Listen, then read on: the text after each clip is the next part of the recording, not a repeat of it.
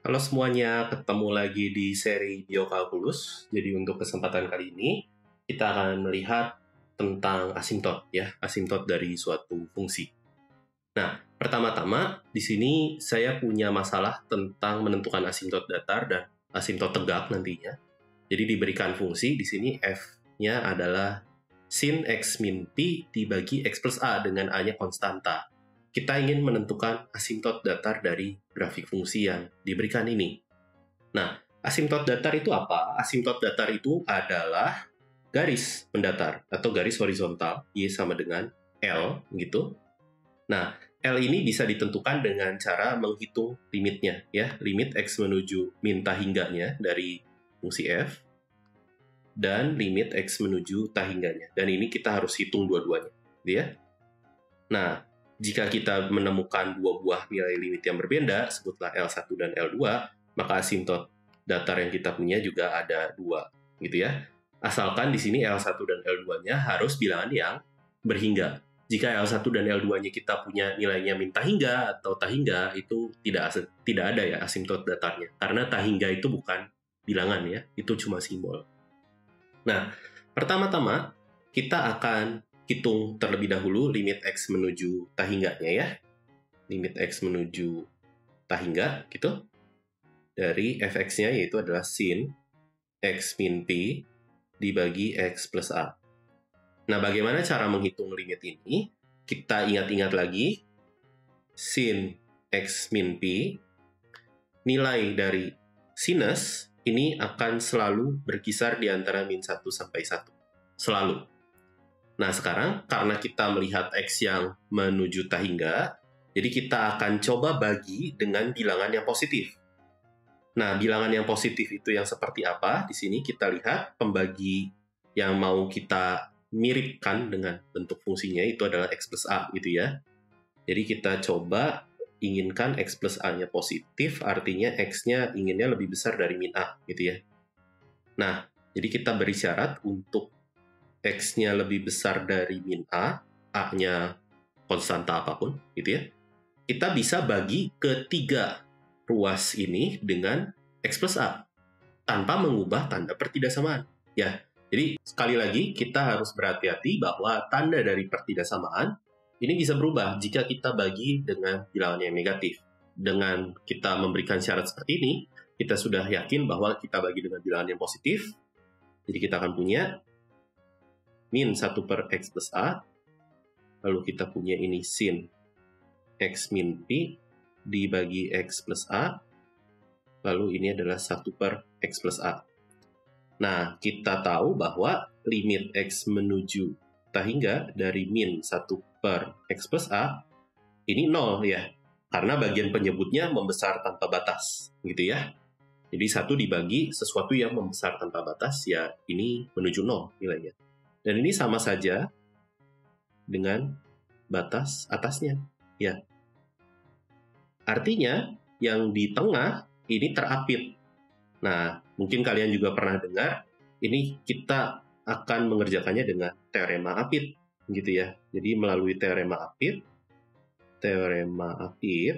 kita bisa simpulkan bahwa limit x menuju ta hingganya dari sinus x min p dibagi x plus a, ini juga akan menuju 0, karena limit dari batas bawah dan limit dari batas atasnya juga menuju 0, gitu ya. Nah, ini untuk yang x menuju ta hingga. Namun di sini kalau x-nya menuju minus ta hingga, yang berubah apa? Jadi saya langsung saja edit di sini ya.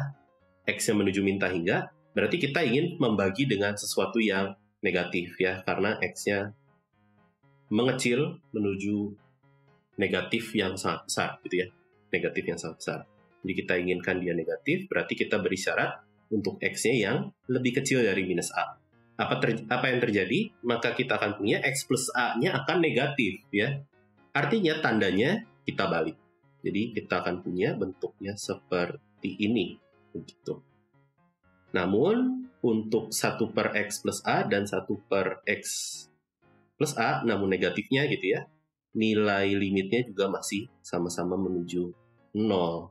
Jadi kita akan punya juga dengan teorema Apit, limit X menuju min tah hingganya juga masih sama ya, menuju 0 juga. Oke? Jadi tadi kita punya limit X menuju tah hingganya menuju 0, limit X menuju min tah hingganya juga menuju 0. Jadi kita punya kesimpulannya adalah ini Y sama dengan 0 merupakan asimtot datar. Jadi cukup satu saja asimtot datarnya karena sama ya nilai yang menuju min tah hingga dan menuju tah hingganya. Dan Y sama dengan 0 ini merupakan sumbu X ya, gitu. Oke, selanjutnya kita akan menentukan asimtot tegaknya. Namun di sini ada sedikit pertanyaan yang berbeda, jadi kita ingin menentukan seluruh nilai A agar grafik fungsi yang tadi yang kita punyai ini mempunyai asimtot tegak. Lalu kita juga coba menentukan apa saja asimtot tegaknya ya. Nah, pertama-tama apa itu asimtot tegak ya? Asimtot tegak itu adalah garis vertikal, sebutlah X sama dengan C. C-nya ini memenuhi salah satu dari 4 syarat yang akan saya tuliskan. Jadi, limit X menuju C dari kiri, dari suatu fungsi F, ini menuju min tah hingga, atau limit kirinya menuju tah hingga, itu, atau limit kanannya, ya, limit kanannya menuju min tah hingga, ini minus tah hingga, atau kita punya limit kanannya ini menuju tah hingga ya. Jadi cukup salah satu dari keempat syarat yang saya tuliskan ini terpenuhi, dia akan menjadi asimtot tegak. Namun di sini tentunya beda ya kesulitannya dengan menentukan asimtot datar, kita bisa langsung hitung limitnya saja. Namun di sini kita harus mengetahui dulu kita mau hitung limitnya menuju mana nih, gitu ya. Nah, caranya kita bisa menentukan calonnya dulu. Calonnya adalah penyebutnya kita buat 0. Penyebutnya kita buat 0. Artinya kita ingin menentukan pembuat 0 dari penyebutnya. Yaitu pada saat X-nya sama dengan min A ya. Nah, tapi A-nya banyak tentunya ya. A-nya bisa banyak ya. Nah, di sini kita bisa lihat bahwa kita ingin menghitung limit X menuju min A. Namun misalkan kita sebut dari kiri, misalkan dari fx-nya adalah sin X min P dibagi X plus A. Ini inginnya menuju min tah hingga atau menuju tah hingga, gitu ya. Jika ini menjadi asimtot datar ya. Asimtot datarnya. Nah, di sini kita bisa lihat agar dia nilainya menuju min tah hingga atau menuju tah hingga, kita menginginkan si penyebutnya ini menuju 0, namun si pembilangnya ini menuju yang tidak 0, gitu. Kalau si pembilangnya menuju 0, penyebutnya menuju 0, ini bentuknya menjadi bentuk tak tentu, gitu ya. Menjadi bentuk tak tentu dan ini jadi belum tentu dia nilainya min tah hingga atau tah hingga, gitu. Nah, akibatnya kita di sini triknya adalah melihat kapan dia bernilai 0. Jadi sekarang kita lihat komplemennya dulu. Artinya kita melihat kapan dia menjadi bentuk tak tentu, gitu ya. Kapan dia sama dengan atau menuju 0 di bagian pembilangnya. Jadi kita lihat pembuat 0 dari pembilang, yaitu sin X min P sama dengan 0. Ini ketika kapan? Ini ketika X min P-nya adalah kelipatan dari Pi ya, kelipatan bilangan bulat. Jadi K-nya adalah anggota dari bilangan bulat, gitu. Ini Z gitu ya, bilangan bulat, himpunan bilangan bulat. Oke. Jadi X-nya ini ya masih sama aja ya, K Pi begitulah ya. K Pi dikurangi Pi juga masih K Pi gitu ya, masih bilangan bulat gitu ya. Nah, selanjutnya jika kita hitung sekarang, jika kita memilih A-nya adalah minus dari K Pi, yang terjadi apa? Gitu ya. Kita lihat limit. Di sini saya agak turun sedikit, oke. Limit X menuju minus K Pi, misalkan saya mau hitung dari kiri atau dari kanan, terserah gitu ya. Misalkan dari kanan gitu. Dari sin X min Pi dibagi dengan X min K Pi gitu ya. Oke, untuk menghitung limit ini kita akan gunakan pemisalan ya. Jadi kita akan misalkan Y-nya sama dengan X min Kpi. Yang terjadi apa?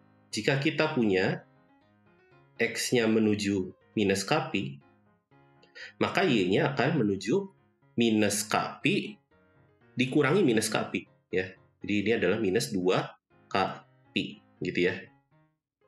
Namun di sini kita lihat dulu ya, jadi ini adalah limit Y menuju minus 2 Kpi dari kanan, gitu.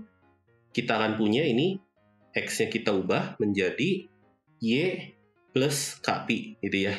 Jadi kita bisa tuliskan sin Y ditambah K min 1 Pi, oke, dibagi dengan Y, ya.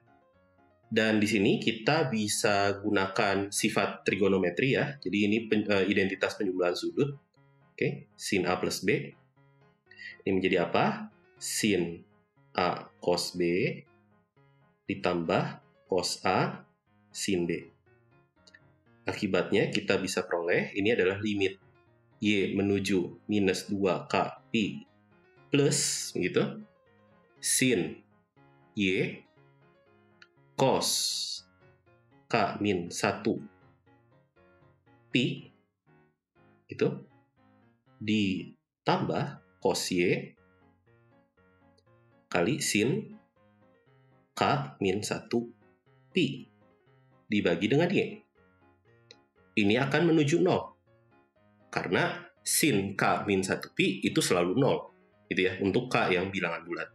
Jadi kita bisa peroleh ini adalah limit Y menuju minus 2 Kpi plus dari sin Y per Y dikali cos K min 1 Pi. Gitu. Nah, di sini kita bisa lihat ya, kita bisa cek dulu. Ini tidak ada hubungannya dengan Y.